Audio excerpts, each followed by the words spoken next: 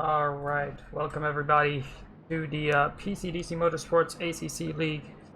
For the Multiclass League this time around, I will be directing and giving commentary. My name is Stuffmail, and today with me we have a couple of late joiners for me here in the commentary booth in the form of Joshua Layson and Pedro Diaz. We'll take a quick look at the track before we go into qualifying here. The guys are already on their out lap for quali. Obviously, we're at Circuit Spa-Francorchamps today. It's in Stavelot in Belgium. The track features 19 turns, about 7.004 kilometers long, and is 4.52 miles long. The race format for today will be a 20 minutes qualifying, which is getting underway now. Each class will have 10 minutes to set their lap. Then we'll have a 60-minute race. We'll have one mandatory pit stop where you have to take tires, so they are mandatory and you can't do any refueling. So let's get straight into quali, and we'll do the standings later on right before the race. So, Josh, you've been away out of the booth with me at least for a while. Yeah, it's been a while since I've done any commentary for PCDC, but yeah, it's good to be back. I was a bit late getting back, so I didn't want to jump straight in the car. So I thought I'd come and give you guys a hand, and let's hopefully it's an exciting race. Spa's normally pretty good. I believe it's a home track for you, I think, isn't it? Yeah, exactly. My home country, so always exciting. Yeah, it is one of the best circuits as well. I think personally, it's one of my personal faves. But so kind of gutted I can't be racing, but I miss Silverstone as well. So I've kind of missed two races now, but we'll see. For sure, he prefers Zolder, but Yeah. Also with us today, Pedro Diaz. Pedro, how do you like Spa? it's a terrible track for sure. I hate Blanchimont, I hate Rouge. It's kind of nice, but awful too. It's super long, so it feels like awful to run in it. So it's amazing. Okay, yeah, that sums us up well, I think, from our Portuguese friend here. Yeah, so it seems it's a personal favorite for him, so that's good. Yeah. So let's see, as we're heading on to qualifying here, some guys are getting their first laps in. Obviously, the GT3s are out for the first 10 minutes. They'll have 10 minutes to complete their lap, and then the GT4s will go out. Some people to watch in GT3, although I don't know if he is here right now, is Chmielowski. He won last time around. I think Jan Gang as well.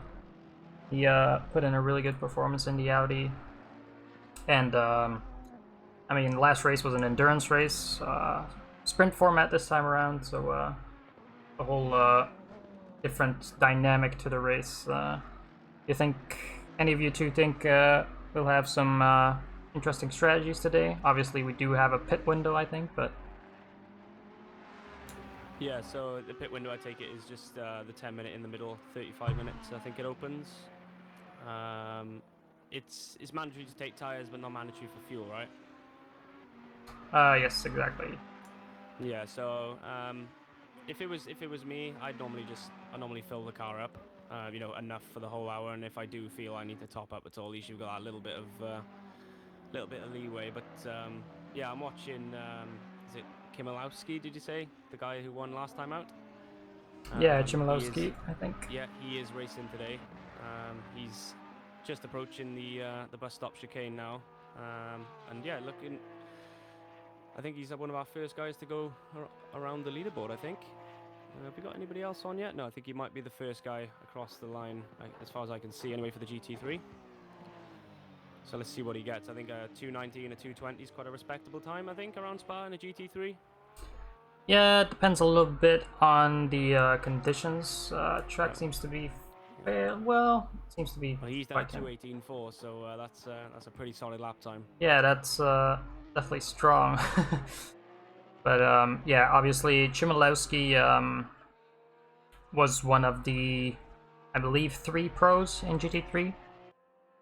There's a lot of pro-ams, so obviously Chmielewski has a bit of an advantage, slightly better driver perhaps, but the first time we've implemented the class system between drivers, so we have Pro, Pro-Am, and Am.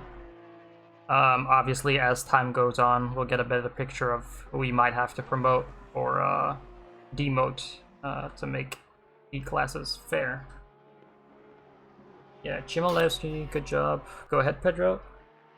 Yeah, I was trying to find the BMW or someone driving the BMW because we saw in the Silverstone race someone trying to do a run without changing tires, and I think that Spa is not as aggressive as Silverstone on tires, so I think it's pretty doable to do this race without changing tires at least.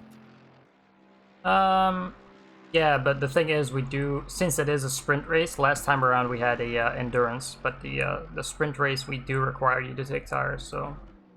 Oh, okay. So no, there won't be that much of a strategy. It's pretty much just an under or overcut you can do because there's no refueling either. So it all comes down to your pit stop, I guess, if you're gonna gain or lose time. It's all about that box that you can stop or not. Exactly. Someone I've been watching is Andrew Harvey in P10 at the moment. It is one of a cow-looking livery. I think Pixel Bar Racing he represents. About 9/10 up so far, so having a pretty good lap.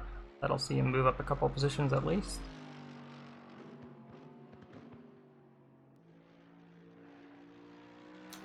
Yeah, Husky, did you just get my message? You there? Alright. Could turn you guys up, but turn you guys up a bit more.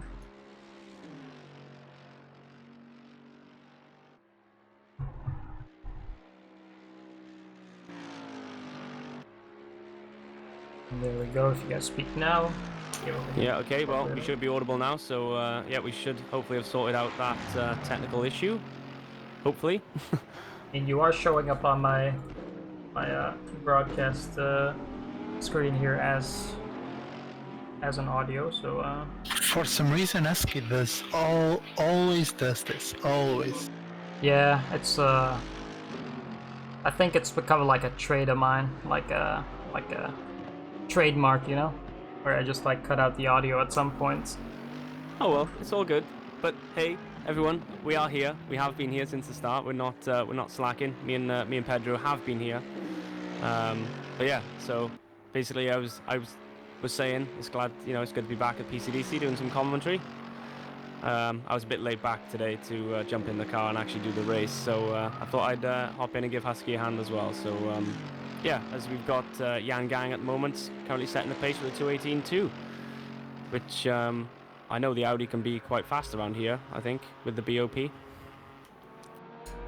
Yeah, I know. I mean, I think the Audi overall is considered quite a top tier car together with the Porsche. But definitely, I think the Audi struggles a bit more on some tracks with the BOP. The Porsche just seems to be good overall, I think.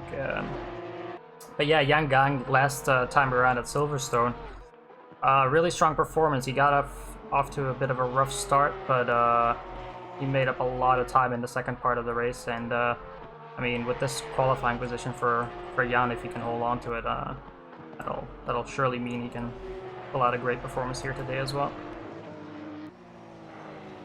Yeah, we've got is it Robles in the 122 Audi as well. He's currently 2/10 up on his time, so that could put him up onto the front row there. But I think the GT3's time is up now.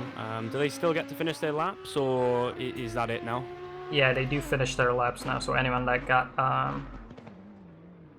got past the line before the 10-minute mark and still finished their lap, obviously. Yep, okay, cool. So it's looking like he did lose a little bit of time there, but he is improving at the moment. He's around about a 10th second up now, so he needs to find a 10th and well, just under 2/10 to jump up onto the second row. But yeah, it's great to see so many new names as well since I've been racing and doing the commentary here with you as well. But there's so many new names, especially in the GT3 classes. Obviously, I know a lot of the GT4 guys. I've raced a lot of those in the past, but I don't think, apart from Howard, Falkenberg, Ford, there's not many in the GT3 class I actually know. Yeah, for the GT3s, we've had a lot of new joiners this season, so it's exciting to see. We did see most of our pro drivers, or the people that are currently class as pro, did move to the GT4 class, but it has made for some interesting results in the first race, at least in the GT3 class, so yeah. John Ford too.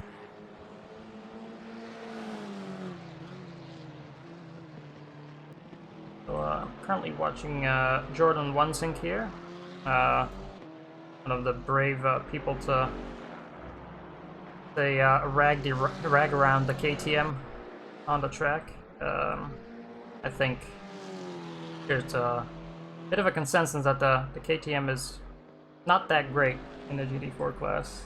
I think I've seen people doing quite good with them, but for a long track like this, it's, yeah, I think it's very car-track combo, that kind of car. Like I raced it in the test race we did in Laguna Seca, and it was actually really competitive there, but then at Silverstone it was just completely, obviously I didn't race, but I commentated for another organisation of GT4 race there, and the KTM was absolutely nowhere to be seen at Silverstone. But so I think it's going to struggle here at Spa, but we wait and see. The middle sector's quite it's got quite good aero, so it might be fast coming around Pouhon there. So we'll see what happens. But these cars are supposed to be able to compete with each other, so let's see what the BOP does. Yeah, it's going to be interesting to see as well, because I believe GT4s will only have time for about 2 laps, if I'm not mistaken, maybe a third. Oh yeah, of course. This is a lot slower, isn't they? What are they doing around here? 220s, is it? Oh, that's the... Yeah, go ahead. On a 2-minute lap, they were 11 seconds slower. This is supposed to be a 2.5-minute lap, so they should be around like 15 seconds, maybe more seconds slower. Yes. Yeah, that sounds about right. Yeah, so I know the admins have come up with this qualifying format to keep things exciting and have people really concentrate on their qualifying laps. Maybe not going for their fastest time, but trying to get those quality laps in, because they are really important. But it does sometimes, make for some interesting grids. Yeah, well, the first lap is just making sure you get something, something on the board, and then the second lap you could sort of go for a bit more of a push lap there, but you need to put something in as a banker lap, I suppose, is what you'd call it. But yeah, Jordan Wansink seems to be running okay in the KTM at the moment. All looks pretty planted, but it looks. You can't really tell the speed from the replay cameras, but I think it's just the acceleration is just so much slower than the rest of the GT4 grid. So, but we'll wait and see. Jordan is one of our experienced drivers at PCDC, so let's hope he can put it in the middle, and hopefully he can actually race the car, because I think that's the biggest issue. Putting out a lap is okay, but actually defending and attacking in a straight line is what makes it so hard to drive. Yeah, I think that's the issue with the KTM. Even if you get that perfect qualifying lap in, you're still going to be so prone on the first couple of laps to people just, imagine coming through Radillon, Eau Rouge, those kind of things, back straight as well. It's just, you're so prone to attacks from other cars when you're so close together. Yeah, but I do think Spa is one of those tracks, though, you can utilize the apex speed of the KTM. So into places like Lake Hon, I think you can carry the apex speed there. But you know, we'll wait and see. That's if they haven't got past you and pulled out a second gap down the Camel Straight, though. Yeah. I'm interested to know the speed of the Camaro though, to see how fast he is, since he's a power car. I think the Camaro, if I'm not, is kind of... It's not up there, but... No, I think from what I've heard, it's really, really torquey, but in terms of top speed, I don't think it's actually up there. I think the... is it the Merc or the Audi, I think, is one of the quickest in a straight line? Yeah, I think, yeah, like you said, the torque from the Camaro really good, so really good out of slow corners and all that. We do see now once it has come across the line for his first valid lap, and does seem to be about 1.4 seconds slower than Lawrence. Obviously, first lap, so it could just be a banker lap, and we'll see how he does on his push lap. Let's see here. Go to Marcus Lawrence, also on his second lap, currently 3/10 up. Yeah, but I think he had an off track on a Rouge. He pushed too much and just cut the Rouge completely. Yeah, in the meanwhile, he's also lost the time, so let's look at the P23 at the moment. Still be P8 in the GT4s, I think, or P7, so I'm sorry. Max Nels in the McLaren. So currently up on his time. I think, or is he still on his out lap? No, he's definitely on another lap here, so about a second up, which see him move up into the range of maybe 20th positions, which will be 4th in the GT4s. Yeah, it looks like Marcus Lawrence made a mistake on this lap. He's 0.8 seconds down there, so I think he's probably just going to coast the rest of this lap now, save the tyres, and go for one last go, because they've got 2.5 minutes left, so he's got enough time to do one more lap at least. So anyone crossing the line now will be heading on to their last lap. Yeah, so really no room for mistakes here. You have to go to the pit again and drive out. You've pretty much already lost a lap or two, so it'll definitely be interesting to see. But Lawrence, as expected, putting the pace in very, very well, and we do see about a 13-second gap. Fields. Yeah, which is you know, it's quite interesting, but I suppose it's quite a high-speed track as well, and that's obviously where the GT4s are down a lot. You know, that's where it's noticeable. Obviously, the aero is you know, obviously not as high as well, but the outright exit speed is the big difference, especially from, you know, driving the GT4. And when you watch a GT3 just go past you as if you're standing still, it's quite unbelievable how fast they actually, you know, the GT3s actually are, which is you know, which is pretty cool. But you know, it's so cool to have multi-class, you know, in ACC finally. I'll be honest, I think I prefer commentating multi-class to actually racing multi-class. Yeah, I'm one of those guys. I like to, if I've got a car in front and behind, I like to battle them and not have to worry about, you know, people trying to have another race at the same time. But you know, maybe that's just me, but to watch and commentate, it's just fantastic to watch. You know, two races going on at the same time is awesome. Yeah, I think personally, I mean, for a 60-minute race to have multi-class is really kind of intense, because you're really relying on traffic, both in the GT3 and GT4 class, you know, to kind of go your way, because if someone doesn't overtake quite right or the way you'd like it, then you might instantly lose 2 or 3 seconds, you know, so very much dependent on traffic and how you manage it in such a short race. See here, Christopher Hager looks to be getting his lap in at the death here. I was seeing too that the KTM is in third of them. Yeah, so really respectable qualifying time for Wansink. He has managed to get about 4/10 off of his first time, so about a second behind our leader Marcus Lawrence in the GT4 field. Hager gonna come across the line here. We'll see where that puts him in the Ginetta, also a car known to be Quite poor on the straights, but again, good in the corners, so that puts him in P25.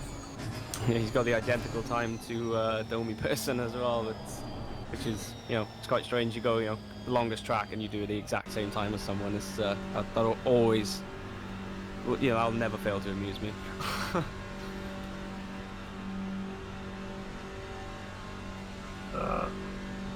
My game is getting stuck here a little bit. I have been having some technical difficulties because of the heat. It's 36 degrees Celsius here, so the computer is not that happy. So I think we'll take a quick break here as qualifying is finishing off, and then we will resume once we get to the formation lap. We'll do a full grid rundown. So we'll be back in about 5 minutes.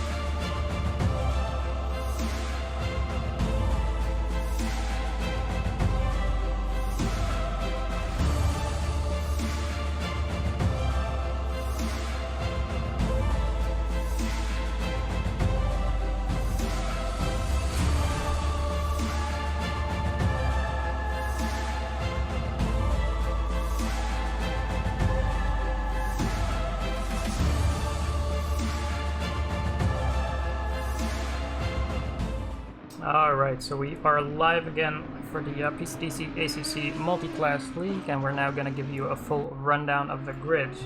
We'll start with the GT3s. So on pole position we have Yang Gang, then we have Chmielewski in second, then we have Ale Robles in third, John Ford in fourth, Rojovic in fifth, then it's Odegaard in sixth, in seventh we have Montalvo. In 8th we have Mulder, we have De Groot in 9th, and we have Petit in 10th, Howard in 11th, then we have Samuel Falkenberg in 12th, and it's Porsche.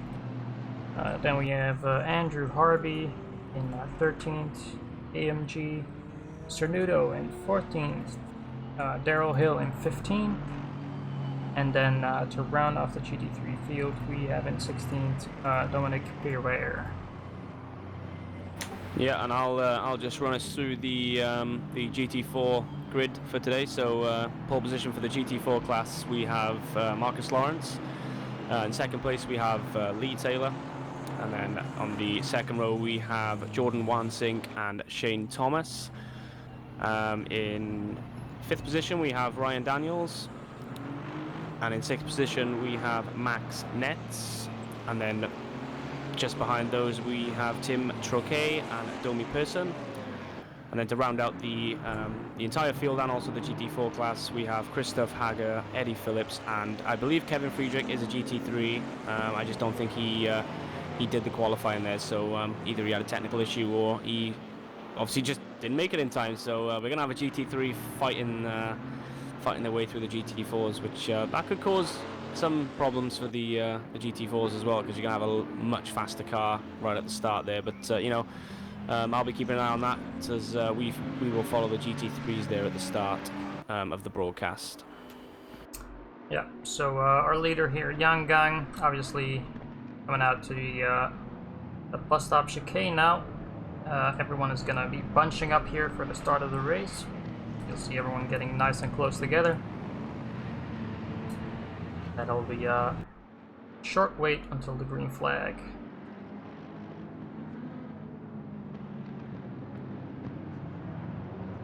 When we go green here, I think it's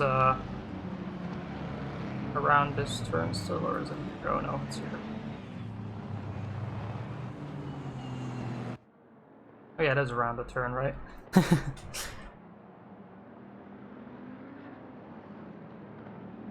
So Yang Gang, Adam Chmielewski, guys are gonna go head to head. Interesting to see, since they didn't have the opportunity last time around. Bunching up there, nice to see that full grid. We head down to Eau Rouge and Radion.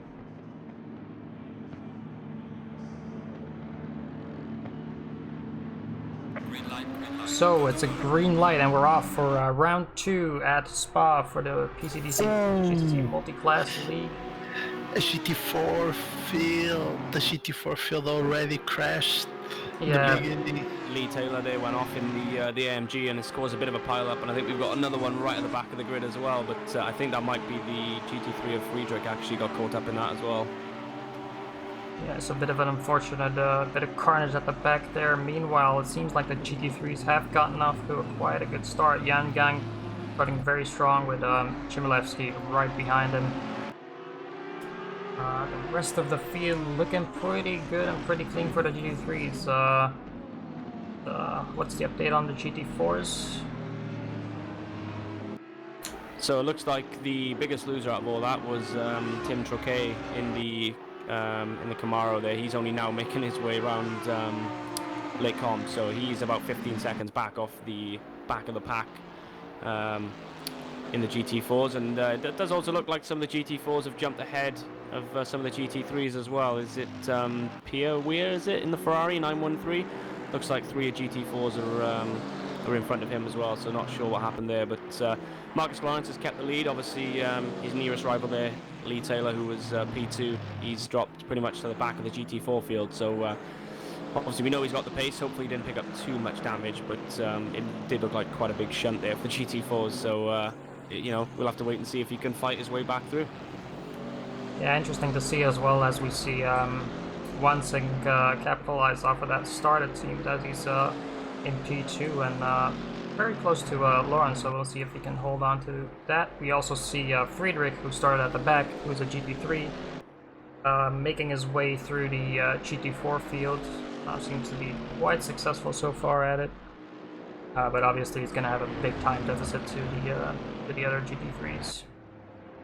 Yeah, you can just see the gap that the Camaro has created there on the KTM already, just down the straight there. But let's see if Jordan can close it up, in the not the slower part, but the more technical parts of the track, because that's where the KTM should be obviously should be a lot better. But Jordan Wansink and Marcus Lawrence have been racing each other for some time now, so I'm sure Jordan would like to get back up the top of the field with Marcus Lawrence, because he's kind of been running the show.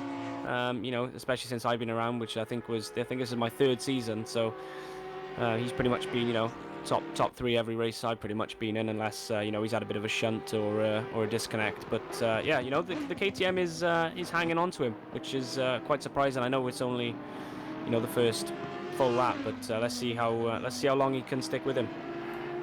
In the meanwhile, at the front here, Jan Gang, very strong first lap here with a 1.7 second lead. I do believe Chibolewski might have had a bit of a wobble on Radion there and or Rouge, so I didn't manage to catch it, but it does seem like he had a bit of an issue. A bit further down, we do have in 7th Olaf Mulder, creating a little bit of a train behind him, it seems. With the likes of Petit, Falkenberg behind him. They're looking to capitalize. Last time out, Falkenberg, who's at the moment in 9th, did manage to get a 2nd place, and his pace really started to ramp up towards the second part of the race, so it'll be interesting to see where he manages to put his car today. Yeah, just watching Falkenberg there, he looks pretty racy there. He tried to go down the inside of the 606 Porsche, but to no avail. But yeah, this seems to be the fight at the moment. It's a 3-way train at the moment, but there is there's a Ferrari, an Audi, and a Mercedes behind as well. So yeah, you can see Falkenberg just seems to have a lot more pace at this early stage, but he's got to get past him if he wants to push on, because he's currently in 9th. But looks like he's going to go for it down into the bus stop chicane. It's always a brave place to go, but you got to go for it as he goes around the outside, which will become the inside line. And it looks like Patet just let him take that and pick your battles early on. Yeah, I think breaking a Falkenberg, not to discredit them in any way, was pretty on spot. Though even though Patet did, like you said, did not seem to want to fight it right at this time. Yeah, maybe he'll just try to use Falkenberg to, get a bit more pace out of himself. If there's anyone else. Lee Taylor is already being lapped. He had to go through the pits, so it's not really a good race for him. Yeah, it does seem Lee Taylor, so he did switch from last week. So last week he was in the GT3 class. He had also some technical difficulties in his first race. Now he seems to have had I'm guessing he was involved in that big crash at the start. And yeah, just very unfortunate for Taylor. Hopefully he'll at least be able to make up some positions. But I know he can put in solid pace, so... Yeah, I'm not really sure what exactly happened. Obviously, I've seen him sort of just the race. The flag went green, and then he just was facing the wrong way. But I don't really know what happened. I think he must have been clipped from behind. It's such an unnatural way to spin. From what I saw, I think I was on 3rd place or 4th place. I think I was on 3rd place, and he got bit maneuvered somehow. I don't know who fault it was, but I think it was just a way of he goes close to the wall, and he got pushed over, so the back of his car into the front of the other car, and bit maneuvered.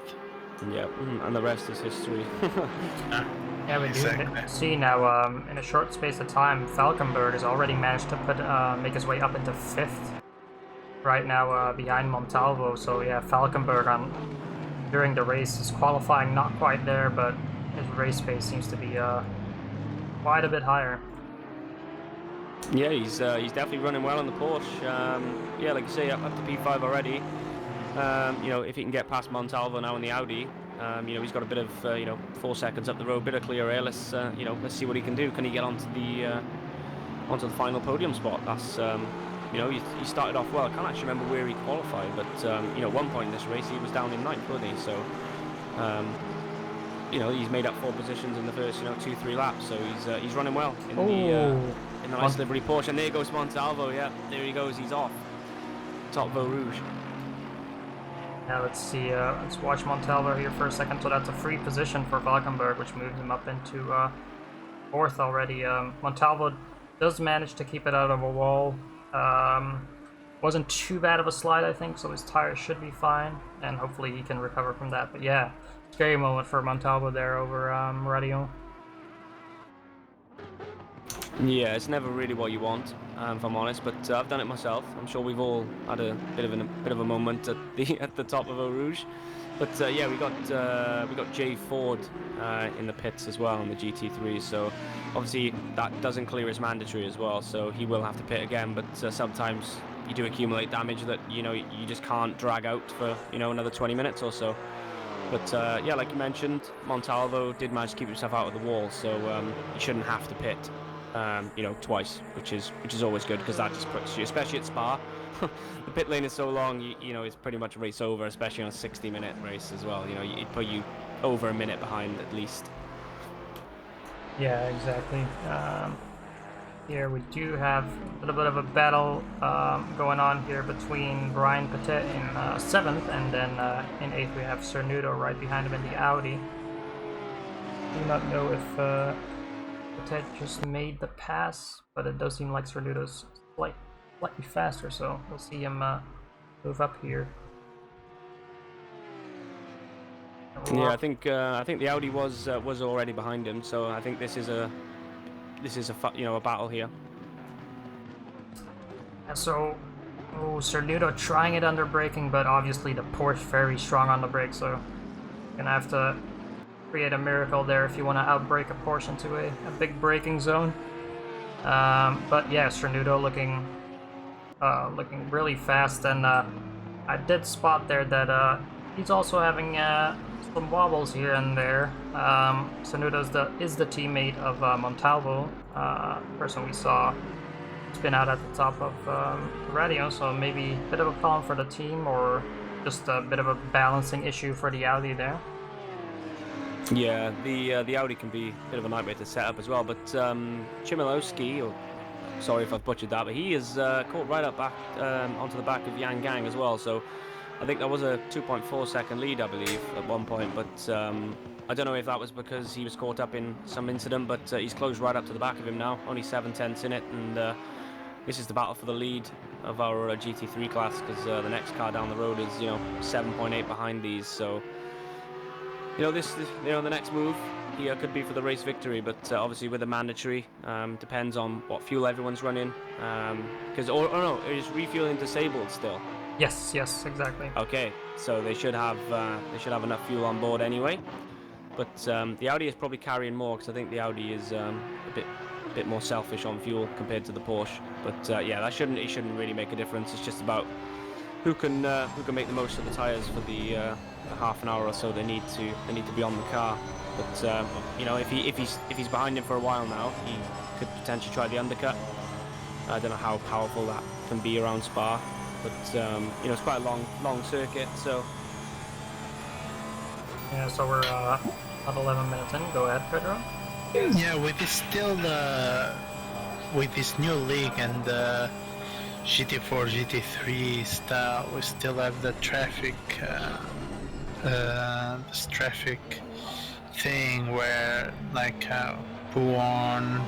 If a GT3 catches a GT4 and pull on, it's very difficult to kind of overtake, and you kind of can lose of half a second there because the aerodynamic of a GT3, I believe the mechanical grip of a GT3 it's way more than a GT4, so you can kind of lose some time here and there. So it's not kind of a win-win just because you are, let's say, 5 seconds ahead with Alpha Race in front and you have a good pace. Yeah, exactly. Because you know, if you, like you said, if you catch a bit of traffic at the wrong time, it could cost you. It can cost you more than that sometimes. Depends how many you catch and where on the circuit, really. Yeah, so on the screen now we do have Friedrich. So remember, Friedrich starting at the back of the GT4 field already managed to make his way up into 12th. So Friedrich not too shabby. No, he's not messing around. He's obviously in a rush for something, but yeah, he didn't get caught up in the GT4s, which was good, I think, because obviously he was right at the back. But he's had a bit of a moment there though. But yeah, obviously they kind of just paved the way for him to go through. So he's you know, he's making his way through the field. He's got Howard in front of him, only 8/10 up the road, and then you've got the 333 McLaren as well. So you know, he's not completely out of it either. You know, he could be pushing on for even at this point, even a top 6 finish with the pace he's running at the moment. Yeah, so Friedrich looking very good, even though he couldn't qualify. Seems like the gaps are not close anywhere except for at the front, of course, between Gang and Chmielewski. It looks like Chmielewski had a pretty good run there, only about 3 to 4 tenths behind Gang, so if we can maybe try something on the braking, although I do slightly too far away.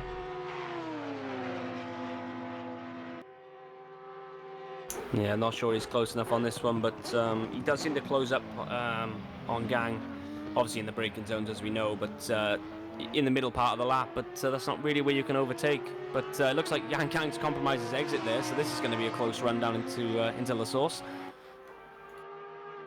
And he's got the inside line, but can he hold it now? But obviously he will be under threat from the Audi now with the better exit from La Source. So let's see if the slipstream can play a part now into Le Con. But you know, Chmielewski so far, he's done everything right. He managed to get past. But this Audi now is not going to be happy, so he's going to try and get back past him into Le Con. The interesting thing to see now is going to be how Jan Gang is going to deal with being in the dirty air, of course, since that's a big factor. He's run the first 15 or so minutes in clean air. Obviously, now he's going to have to try and keep behind him, whereas we already see a bit of an issue there with Gang, so obviously just what I mentioned there, dirty air can really come into effect when you're braking, going through the corners, especially on a quite nervous car like the Audi, you could say. Yeah, nervous is probably the right word. We had Chmielewski there taking the sort of aggressive weaving, almost Formula 1 style, to break the toe down the Camel Straight there. But it seems to have worked. He hasn't pulled away, but he's created a nice gap there. The Audi is definitely not close enough to attack him back on this lap. But yeah, it looks like Chmielewski's got to keep his head down now and just push on. But yeah, the only other fight I can see at the moment is potentially for P9. And we have a fight too on the GT4s for Tommy Person and Hager. It's been for a while, but Tommy Person just can't kind of overtake and does a mistake, and so he falls back, but he's on it again. Yeah, even though Domi has the best ABS and traction control out of all the cars, which is none at all, he's still struggling for some reason. I wouldn't know why, but yeah, I know. What's his problem? we saw Let's him, see if he can get the Ginetta down the straight now, because I believe it tops out at like 257 or something. But I don't even know if you'd reach that. Yeah, the Maserati is kind of reaching him every time after Blanchimont and on the Camel, but you just can't, on the middle sector, you just can't overtake. Yeah, bit of a drift there as well from Person. Some style points, trying it up the outside. Hager does leave the space there. Oh, actually runs a bit wide, but Domi Person Again, doing a bit of a drift, but he does manage to put it up the inside there as Hager makes that mistake. As we come around Bruxelles and into No Name. The only person has seemed to manage to get past, so as long as he can keep ahead in this middle sector, he should be able to create a nice little gap to the Ginetta there on the straight.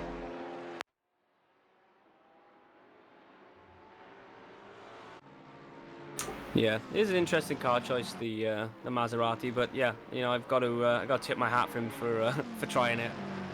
You know, it's quite a brave choice, you know, considering all the other cars have obviously got the electronics, but yeah, also the fight for P6 between Patet and Sanuto is spicing up as well. He's got very, very close to him into Les Combes as well. But yeah, it looks like the same. He's got the speed down the straight, but the Porsche just seems to pull away in the middle sector. But it all depends if he can stay close enough to him now to maybe get a run up into the bus stop. Yeah, I'm actually having a quick look here at our P11. Lucas Rojovic has dropping down a fair bit, and as we get him on the camera here, you can actually see he has quite a bit of damage on that McLaren car of him, and he does seem to be struggling, as there's been 3 cars that overtook him in the space of maybe 5 corners. So yeah, seems like Rojovic had a bit of trouble somewhere, and might have to come in to fix some of the damage he has. Yeah, the car's not looking in a great way, but that puts Friedrich up to 10th place as well, so he's right on the back of Howard. But yeah, he's having a solid race so far in the AMG.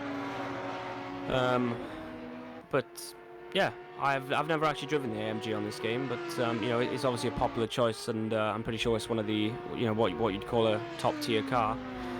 But yeah, he seems to have done well considering where he started. He's doing really well. Exactly, and someone I do want to take a look at real quick here is Marcus Lawrence, as he's created quite a gap for himself here in P1, the GT4. So Gordon Wansink in the end does seem like that straight speed line and acceleration is bugging him a bit, and has dropped down about 4, even 5 seconds behind Lawrence. And again, seems like the GT4 field is quite spread out at the moment, so as long as Lawrence keeps up the pace he's doing now, he'll have a comfortable race in the bag. Yeah, so far so good for him. Obviously, the only thing he's got to look out for is the GT3 traffic trying to squeeze past. But you know, we're only 5 minutes away from our pit window opening, so you know, that could mix things up. But so far, it's looking, you know, just a typical Marcus Lawrence performance, where he just sort of, you know, gets out in front and just leads the way. But I know in a race recently he had a disconnect, but some sources have told me that he's got his internet sorted out, ready for today. So let's hope he doesn't get any more disconnections, because yeah, that would be heartbreaking, considering he is class leader at the moment in the GT4s. Yeah, exactly. He has been, I think last time around, yeah, exactly. He got unlucky. This race started off by getting spun by a GT3 that was at the back of the field, so that was unfortunate for him.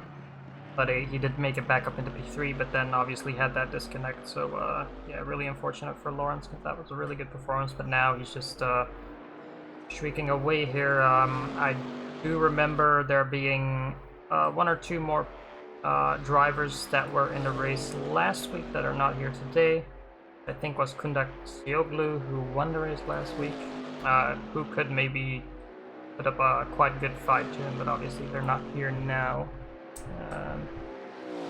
So yeah, GT4s are looking quite spread out, and if anything happens with them, we'll be sure to come back to them.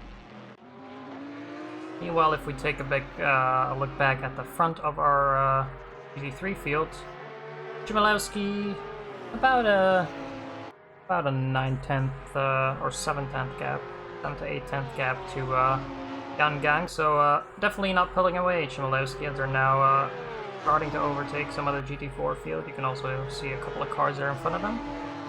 It'll be really interesting to see how the traffic comes into play now. Yeah, we're approaching that time in the race now, aren't we? But yeah, you can see the gang is so close to him coming down the Camel Straight. But yeah, the Porsche is just too strong. It's as if he's braking, 25 meters later than him. But yeah, they're approaching the back of the GT4 pack now with. So they've just gone past Shane Thomas there, haven't they? So it's Phillips and Hager now, just in front of them, and Domi Person not too far up. So I think they may catch it. They may catch both of these by the end of the laps. But this is where Pedro was saying, you don't want to get caught behind the GT4 here at Pouhon, as the Audi just completely dives up the inside. But the Ginetta knew he was coming. But yeah, GT4 traffic doing well to kind of stay out of the way without losing their own time. So yeah, it's great to see that some respect being shown between the different classes as well. Yeah, so far our leaders, our leader and P2, I should say, be managing the traffic really well. The GT4 is also doing really well. Obviously Spa, I think quite a good track for multi-class racing. There's a lot of space. The GT3s can really use their downforce around some of the corners to overtake the GT4s. So quite comfortable, I'd say, for multi-class racing. Yeah, exactly, and obviously it's widely used for endurance events as well. So, but yeah, it's not just how wide it is; it's how fast it is as well, and you just completely see the difference in the in the speed and the aero and just the chassis in general is so much better on a GT3. But GT4s, that's the whole point. They're a bit more fun. They're a bit more like their road car. I don't really know what you'd call it really, but basically their bones are a road car, whereas the GT3 is kind of purpose built. Carbon fiber this, carbon fiber that, massive wings. But yeah, like I say, it is awesome to see both classes in ACC. I didn't really enjoy it too much when I did it at Laguna Seca, but that is probably the worst track for multi-class, maybe next to Zandvoort. Again, I've only done one multi-class race so far, but I've casted about 3 now. But yeah, it all seems pretty good. There seems to be mutual respect between the two classes. As we see a McLaren just completely getting out of the way of Yang Gang there on my screen. So it's so far so good. But yeah, we don't really have any close scraps going on at the moment, apart from Phillips and Hager there in the GT4 class. That does seems so at the moment. We do see that now there has been a little bit of a gap created between Chmielewski and Gang because of the traffic, but I'm sure we'll see that close up at some point. It's about 30 seconds left until we hit the pit window, where the drivers will have 10 minutes to pit, and then we can see how the strategies work out for everyone. Again, everyone is there's a mandatory tire change, and there is no refueling for the race, so not much you can do in strategy. Maybe get on some fresher tires for 1 or 2 laps later than someone, but not much to spread the field. It will literally be your pit entry, getting into the box, and the exit that'll matter the most for your pit. Yep, so there you go. As you were saying, that's the pit window open. So this is where the drivers need to come in and clear that mandatory pit stop.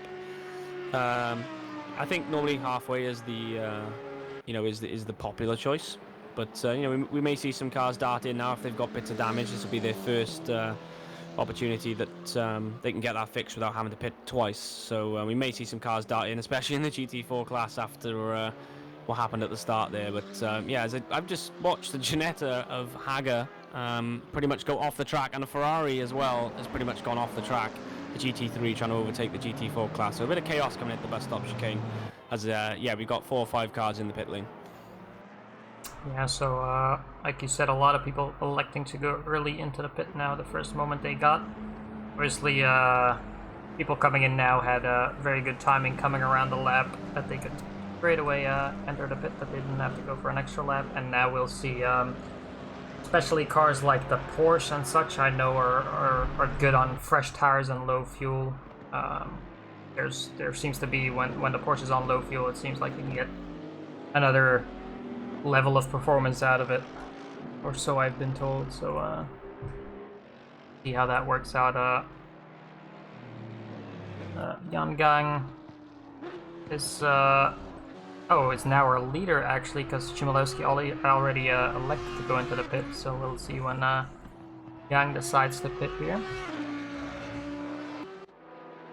Yeah, so he's going to try and do the overcut there, as Falkenberg is another one that's pitted. Most of our GT3 class are pitted, so we got 1, 2, 3. There's about 7 drivers there in the GT3 class that are running in position anyway, because we do have some further down as well. So pretty much all of our GT3 class have gone in, apart from 4 at the front. So yeah, interested to see how that works, but obviously they will have fresher tyres at the end. Depends how long they go for, but if I'm Gang now, I'd probably go right to the end of the pit window to try and, you might as well try something, because it looks like Chmielewski's got pace on him. So I think you might as well try something and try and go to the end and have, a lot fresher tyres towards the end to make up the deficit. But he's just overtaken Wan Sink now as well on the straight there, so he hasn't been held up by any traffic. And looking at the track map there, he's got, a nice bit of track ahead of him as the cars in front pit. So let's see if he does come in, and he doesn't. He's going to stay out for at least another lap. Yeah, so interesting to see how the strategy will work out here for Yang Gang. Maybe also counting on not being in that traffic, so he can have some clean air to pump in some fast laps. Try that overcut on Chmielewski. You also see now that Cernuto got a stop and go 30 seconds in P8 there. I'm guessing this is for a pit stop penalty. I'm guessing either exit or entry. Speed was too high. So that is very, very unfortunate for Cernuto, because with the endurance pit here at Spa, you've easily lost, I want to say a minute and a half, probably. Yeah, it's probably the worst track to get either a stop go or a drive through, if I'm honest. Not that you want them anywhere, but if there's a place to not have them, I'd pick Spa. But yeah, so the only GT3 left to pit is we got Ford and D Hill as well, and obviously our race leader at the moment, Yang Gang. But looks like the mistake that Odegov made. He was trying to overtake some GT4s and he run real deep into the bus stop chicane. It looks like Falkenberg has managed to get ahead of him as well. So I think Falkenberg's currently running in net third at the moment. Yeah, so Falkenberg, really good performance from 9th to the 3rd in a matter of a half an hour. So really good performance by him. He's already shown his pace last time around when he finished in 2nd. So I think Falkenberg really getting along with the Porsche here. I'm not sure, but I think this is his first time in the Porsche. But yeah, seems to be really clicking with that car. So good for him. Yeah, I remember when I raced last season, he was in the Ferrari, the same as I was, and yeah, we were never really too close on track, but when we did, he was always very sort of, he definitely let you know that he was there type, that kind of driver, the one you just don't want behind you. Yeah. And yeah, he's shown today that he can just plow through the field, as we've got a couple of cars leaving the pits now as well. So it's all going to get a little bit closer now for the GT3s. So we got Howard. Obviously, Cernuto now is serving his stop-go at the quickest opportunity, and Yang Gang is also in the pits. So I'll just check where Chmielewski is. So he is approaching Pouan at the moment, just gone past our GT4 leader of Marcus Lawrence. Well, he's not actually the leader at the moment, but he is in the net lead of the GT4 race. So let's see how close it is.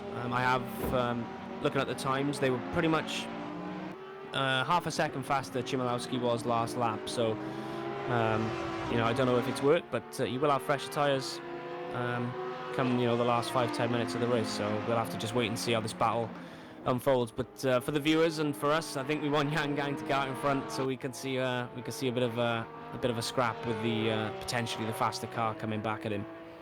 Yeah, so Chmielewski here coming into the back straight, as we'll also keep an eye on Gang here. Heading up to the bus stop chicane now.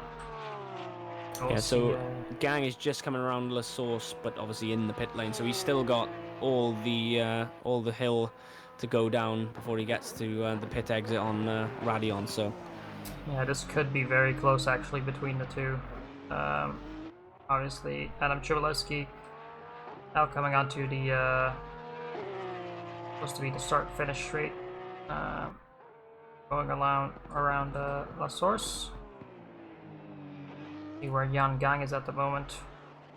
Bit of a way to go there out of the pits. yeah, I think he may have him, but he's approaching the pit limiter line now, so he will be able to go full pelt. But I think Chmielewski will have the will obviously have the be carrying a lot more speed there. So it unfortunately wasn't as close as we would have wanted, or at least Gang would have wanted. But it's not over. You know, you got to get through the traffic, and it can cost you. You know, it can cost you seconds. You know, later in the race. But yeah, so unfortunately, we're not going to get a pit exit fight there. But you know, let's wait and see. But he's actually lost a hell of a lot of time compared. They were a lot closer than that when Chmielewski pitted at the start of the pit window. Last time we saw him, they were.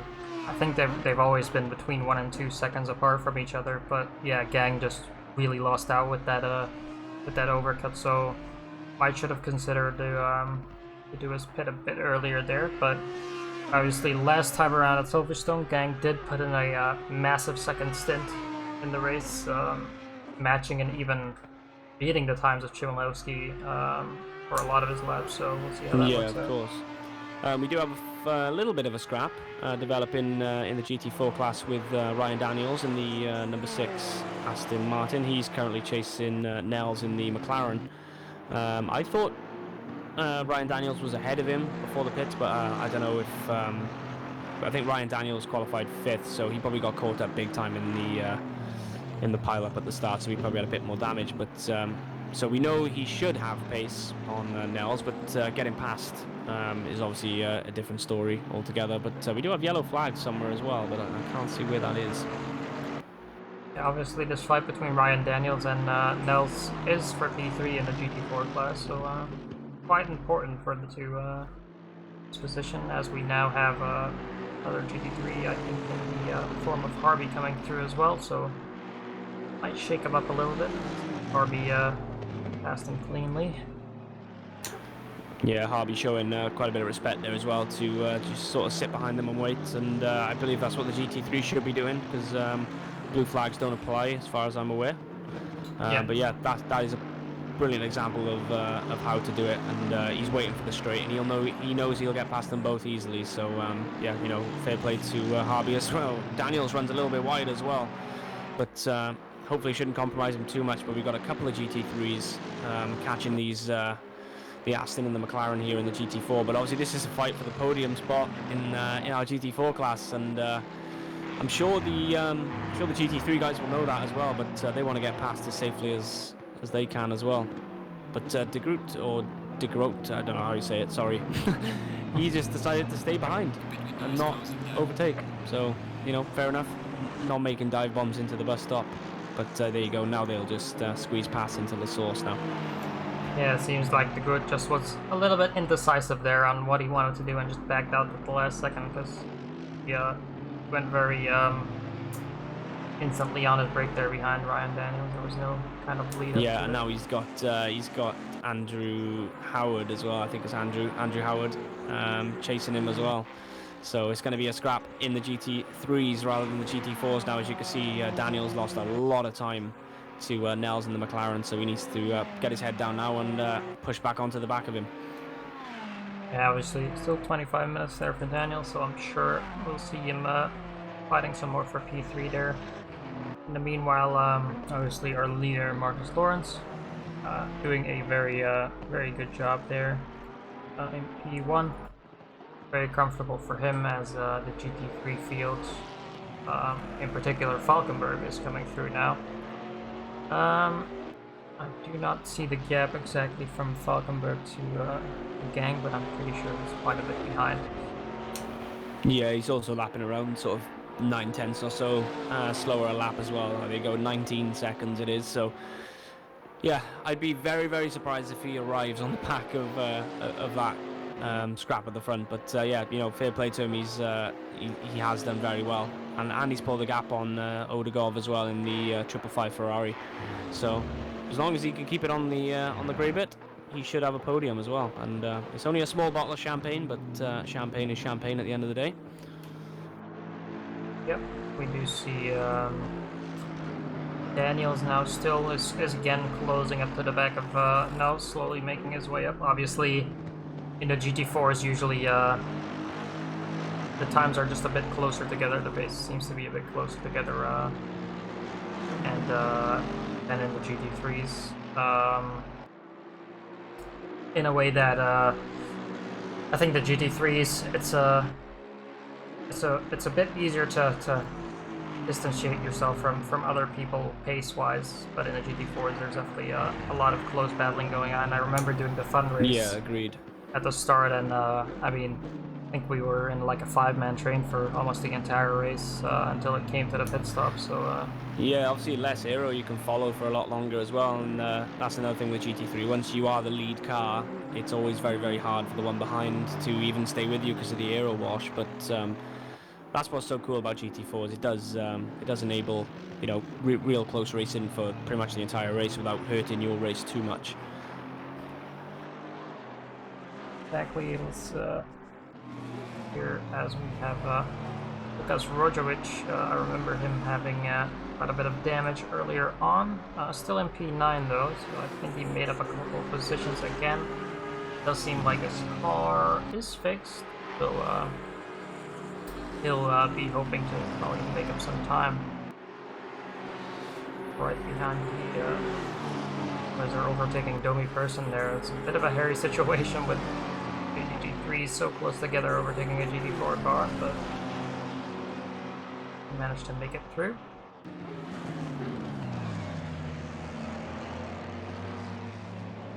Rojovic doesn't seem to have anyone close together. It's a bit of a mix-up here. I think there's Robles maybe behind him in the Audi there, but yeah, a bit of a mix-up of the grid here because there were some issues at the start there.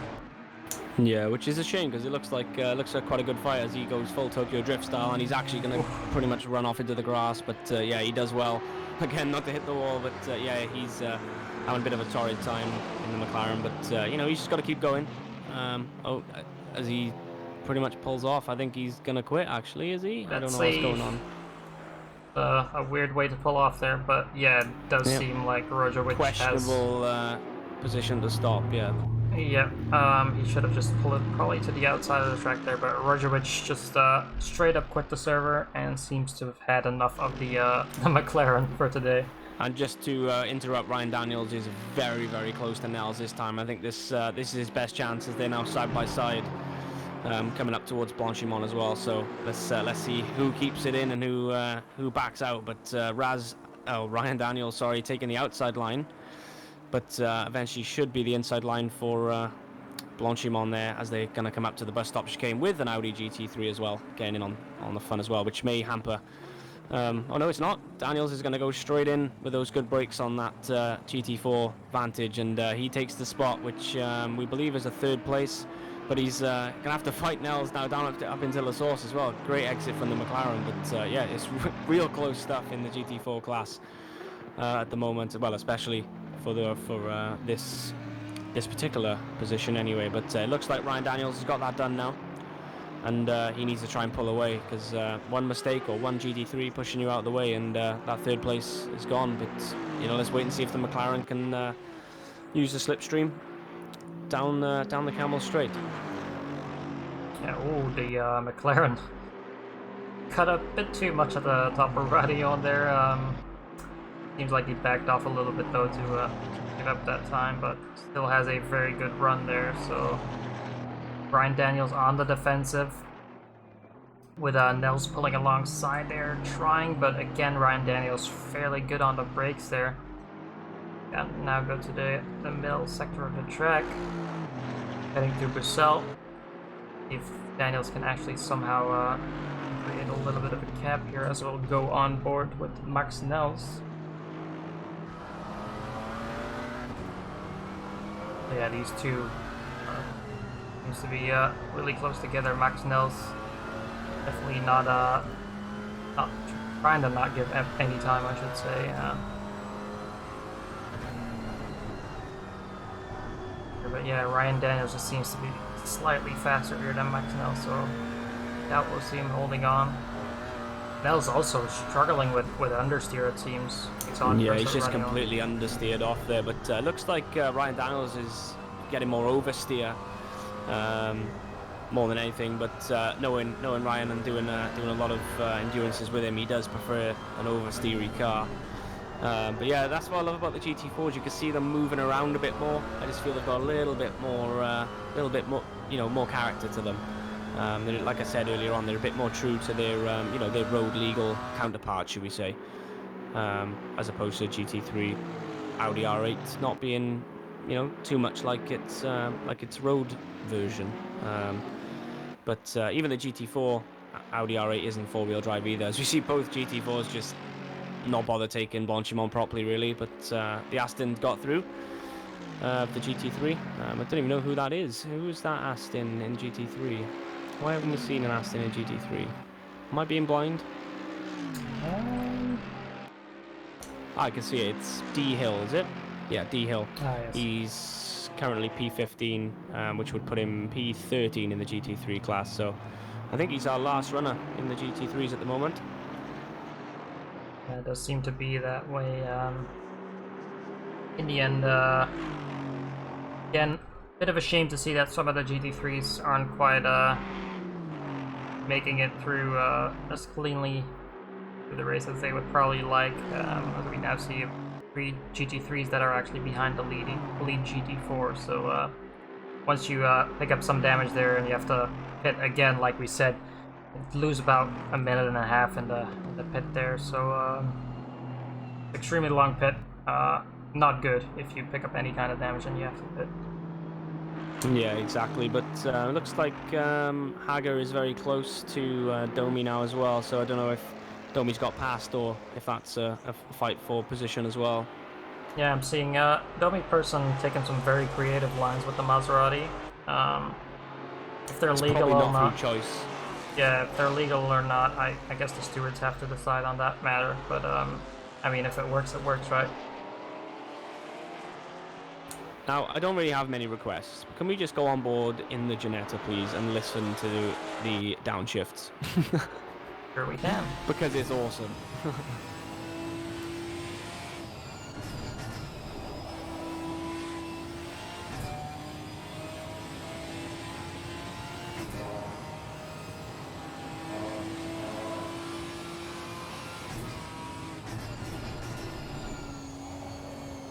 See, that just sounds like a race car to me.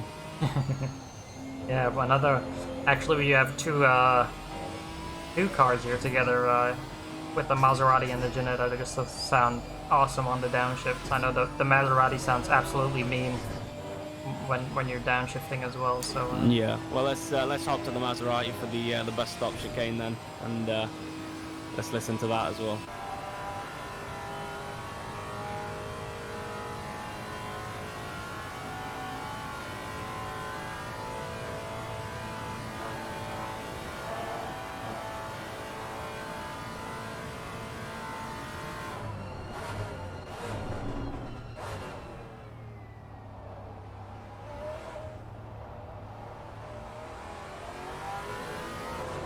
Oh yeah, that does sound great. But yeah, I gotta say, hats off to Domi though. Not locking up into there, not slipping and sliding on the exit, because that's so easy to do even with traction.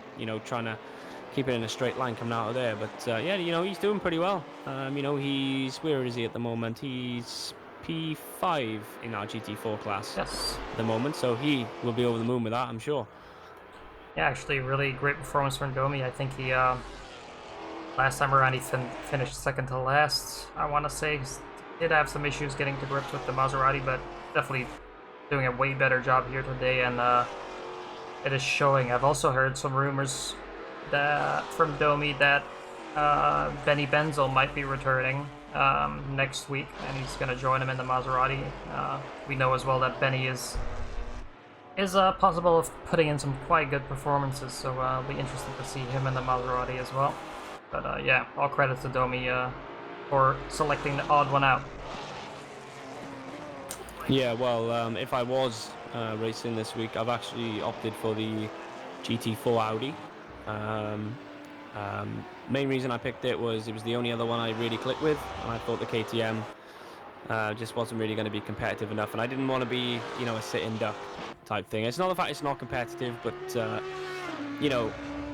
if someone just breezes past you after you're doing the best middle sector of your life, and then they just go past you on the straight, it's really disheartening. So I've jumped for the Audi because, well, I just seemed to click with it a little bit. It was a tie-up between the BMW, but it's a shame we don't have any M4s on the grid at the moment. I don't know do we usually have them, because I didn't manage to catch last race. Yeah, I think there was a couple last race, but yeah, a bit of a lower attendance this time around. I think we had, I want to say, about 37 cars on the grid last time around, and there was definitely some more people. Maybe, I'm not quite sure, I haven't really looked at any of the sign-outs, but perhaps with this heat wave going through Europe, or like most of Europe, I think there might be some people that opted out just... Yeah, I think that could be a big part of it, if I'm honest.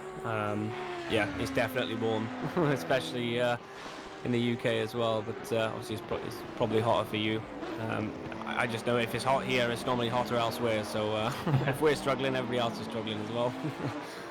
Interesting to note, by the way, I've been looking at Yang Gang for like a couple of laps, and something notable, he has a 6/10, his best lap is 6/10 better than Chmielewski, and actually is now within 5 seconds again. If it'll be enough, I don't know, but at the end of the pit stop, he was 8 seconds behind, so it's already made up about 3 seconds in the second part of the race here. Yeah, so let's see if those fresh tyres do actually come into play later on. But the closest fight for the GT3, and probably in our race at the moment, is for P6. So Andrew Harvey is currently running around 8 tenths, 8 tenths behind.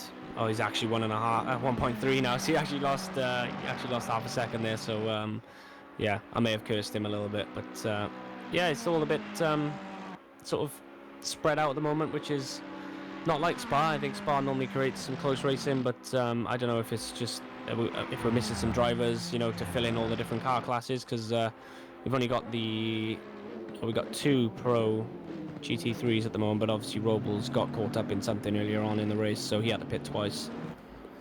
Yeah, exactly. So yeah, it's hard to say. I think with some of the other drivers from last week, we would have definitely seen a couple closer fights, but I guess that gives us a little bit of time to talk about some other stuff. Like, I went karting today in the nice 36 degrees.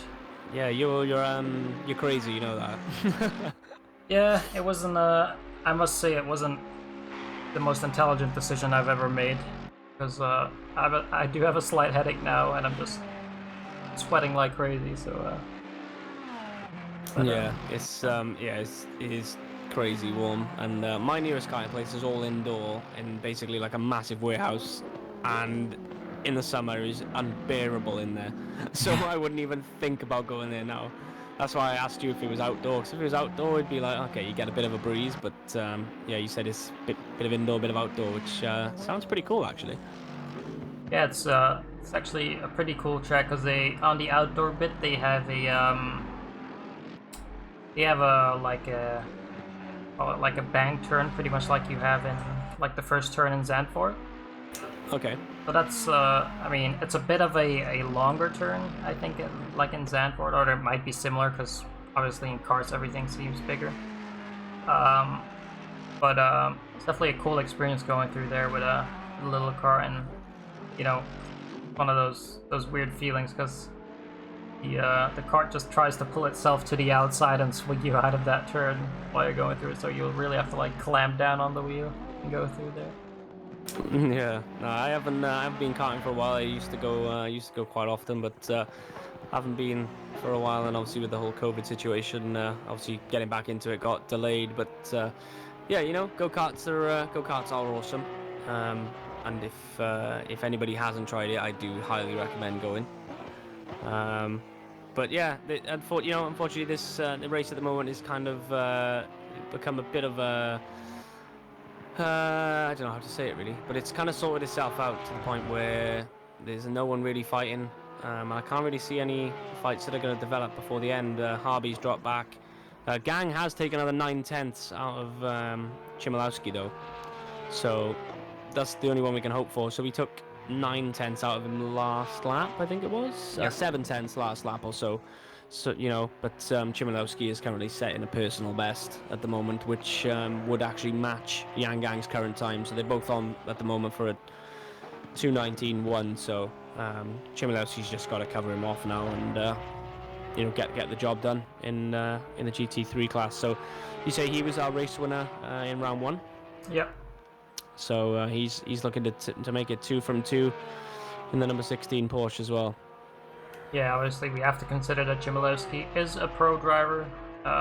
Gang is a pro-am driver, but I'm pretty certain we'll see Gang moving up to pro here pretty soon, because he's definitely proven that he has the pace to move up into that rank, I believe. Yeah, I think so, because if you look at, for example, Falkenberg, who's currently, apart from Gang, our highest pro-am runner, his best time is a 2:20.4, and then you got Yan Gang is a 2:18.8, which is actually a faster lap time than, like you said, our pro GT3 driver out there. So yeah, I think he should move up. Get him in the pro class and make it a bit more of a, because at the moment he's getting a class win, so maybe he's just happy enough with that. But yeah, it's great to have some classes in. In PCDC League as well, because it gives everyone something to fight for. Unfortunately, there's not too many in each class at the moment, but like you say, I do think that is down to the heat wave, because yeah, I definitely, even if I had time, probably would have hated myself for racing. If that makes sense, because it's just so hot. Even sitting here just pressing the control key to activate my microphone is making me sweat. So and I've got a fan on. Hopefully you can't hear it too much, but there is a fan on, but it's only on mode 1. But when this is over, I'm gonna go outside and try and catch some fresh air. Hopefully it's a little bit cooler out there with all the PC and everything on in here. It's kind of like a late night in Singapore. That's kind of what I'm gonna refer it to, I think. Yeah, I think 2 nights ago I also did the same thing. I think I went out at I just couldn't sleep. I woke up again and I went out when it was like 4 or 5 in the morning and just went to have a sit down out in the garden because it was actually pretty cool then. So definitely, I think a lot of people are enjoying other things instead of sitting in front of their PC and their hot desk. Yeah, which is fine. But sim racing, will always be there for you. The sun won't always be there, so maybe sometimes make the most of it. But yeah, come the winter months, I know sim racing and the sign-ups, I'm sure, will just sort of rocket up again, because people don't want to go outside in the rain and the snow wherever you live. I know it can get quite cold, especially in the UK.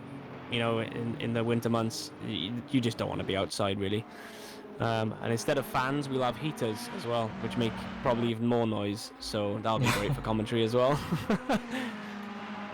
I'm just going through the field here a little bit, seeing if there's anything going on, but yeah, I think like we said, it just kind of petered out, and we won't see any, or it's very unlikely that we'll see any position changes anymore. So yeah, I'm just going to keep an eye on the timing screens, but yeah, unless someone makes a mistake, I don't think any battles are just going to develop.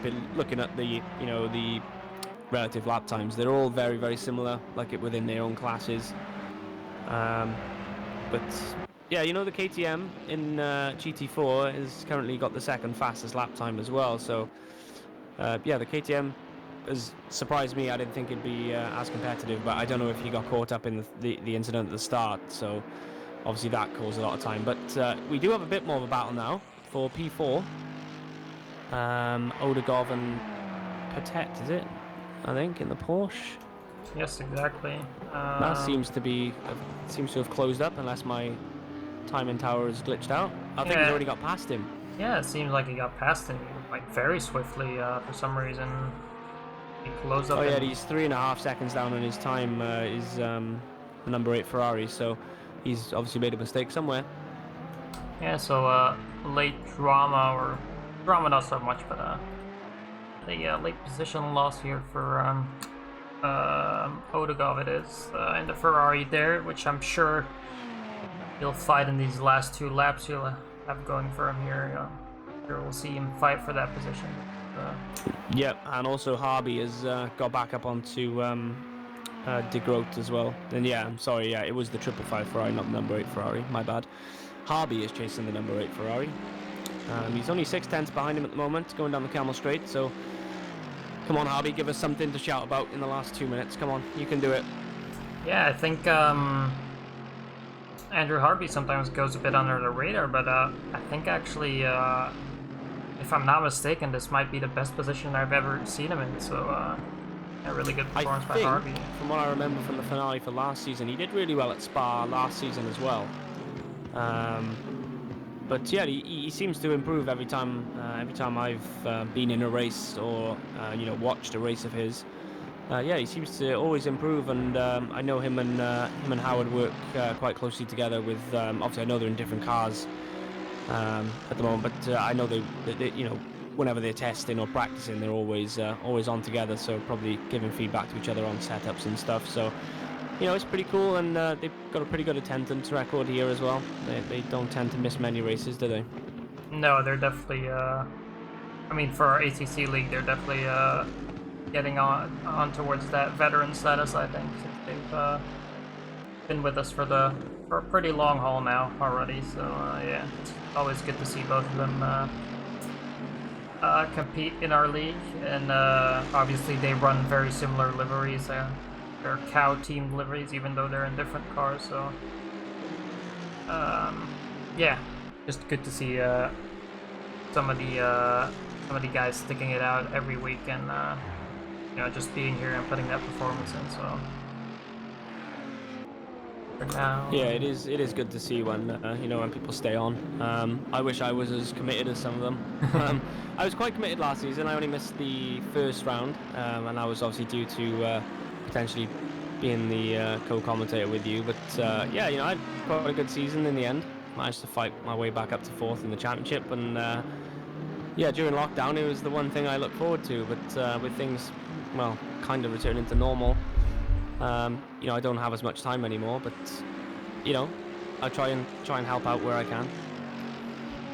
Yeah, it's again really good to have you in here again. Obviously, I've had support from other members of our community as well, and we've had kind of a bit of a mix up every time. Sometimes it's been Pedro, sometimes it's been Florian, and now it's you. So it's always good to have a bit of variety coming into the stream as well. Yeah, and then we got a trusty old Husky then, haven't we? He's always here, week in, week out. But yeah, Chmielowski now has started the final lap of the race, so yeah, he's actually increased the gap over Gang again. Yeah, quite a coincidence there. As he starts his last lap, he overtook the leader of the GT4, Marcus Lawrence. So good to see those two okay. two leaders on the same screen here. Yeah, it's very close. P6, P7 as well.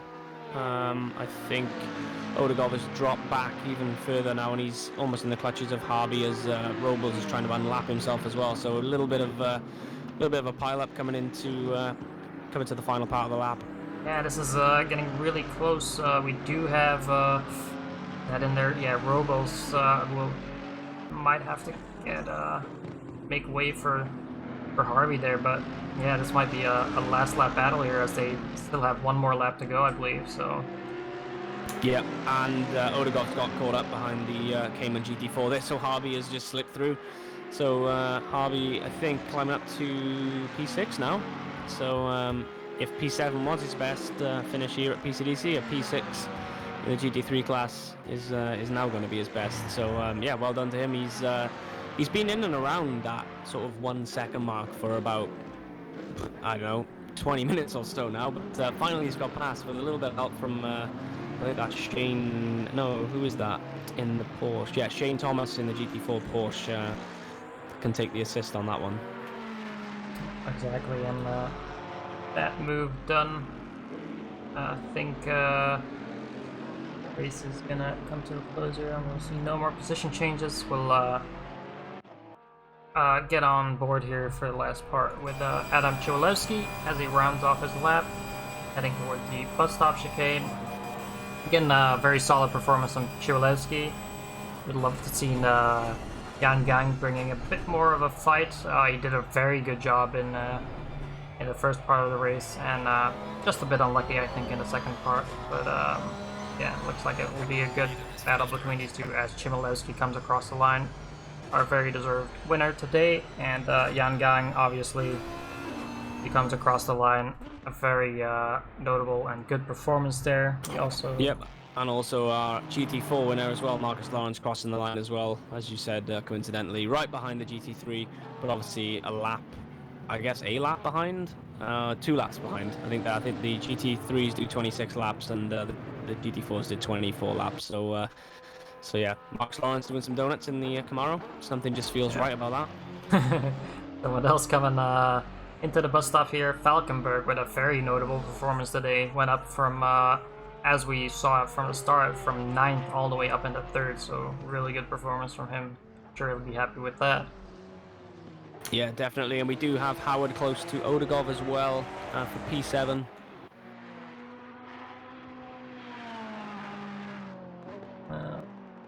Howard. Yeah, he's close, but... He's 7/10, but that looks bigger than 7/10 now, so I think he may have made a mistake.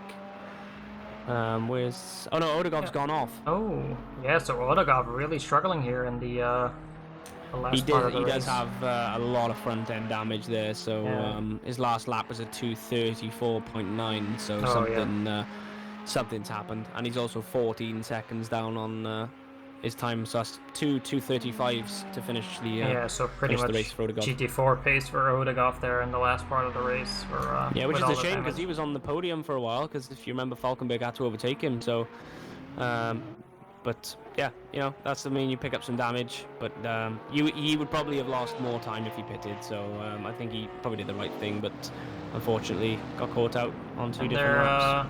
I mean, coincidentally again, Harvey and Howard. Those guys that are not in the same car, but very much teammates, finish right with each other, 6th and 7th, so that's also good to see. As we'll have one more finisher there, Friedrich, who's just come across the line in P9. Also made a good comeback there, starting behind the GT4 field. He put in a really good effort there for the P9. So to round it off here, Adam Chwalewski, your winner for today in the GT3 class, and Marcus Lawrence in the GT4 class. We'll now see if we can get anyone in for an interview here. I think we could get who can we get in here? Like most of the people aren't in the voice chat, then we'll get our winner in from GT4. Yeah, let's see if we can get someone that was caught up in the GT4 battle as well. Maybe Brian Daniels, or who else would it be? Maybe Domi or something. Yeah, so I'll get Marcus Lawrence in first, and then we'll go off to someone that was caught up in that kerfuffle at the start there. Hello, Marcus. Hello. So, really good performance this time around. We did notice that a couple of the drivers from last week were missing, but regardless, I mean, what was it in the end, a 30-second gap or so?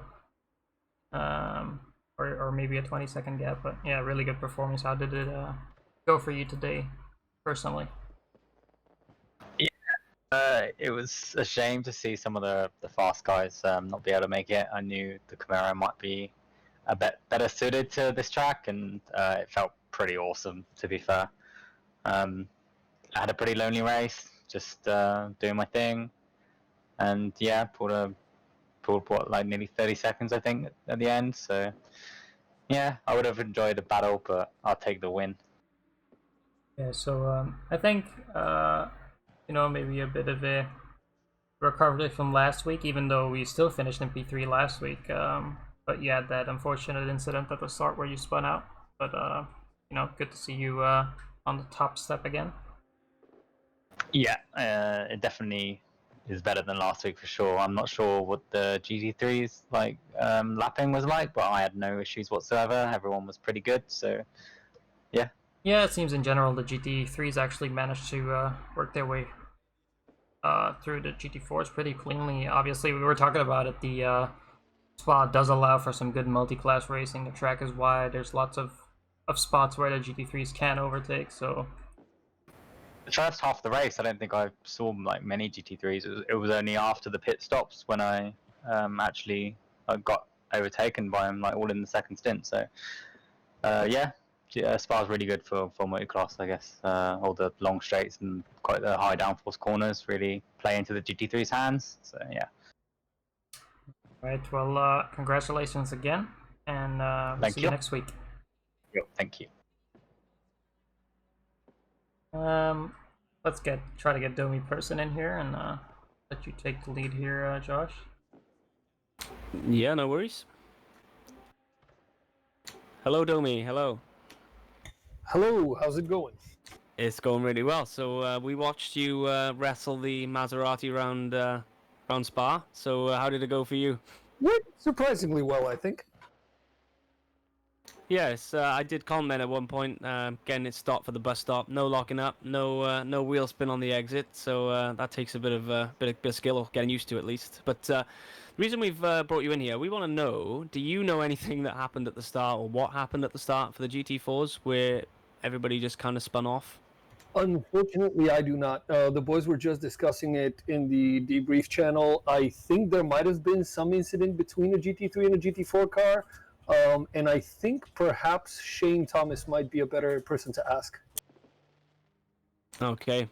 Well, a fairly solid race for you, though. You know, you got some overtaking done. You were in a scrap early on. I can't actually remember who it was with now. I think it was Hadja in the Ginetta, I think it was. Affirmative, that's what it was, yeah. But yeah, the Maserati sort of managed to get its way past with the straight line speed, but so you didn't look so confident in the middle part of the lap compared to the Ginetta. But was it just the top speed that really helped you past? Honestly, I was winning the most space in high-speed corners. I think he might have had a lot of understeer, possibly because of the full tank situation. Okay, that makes sense, I guess. But yeah, so it was a great race to watch, and we did have some Tokyo Drift moments on stream, so you'll have to watch through and find those. But yeah, it's good to hear from you, and we'll speak to you soon. Cheers.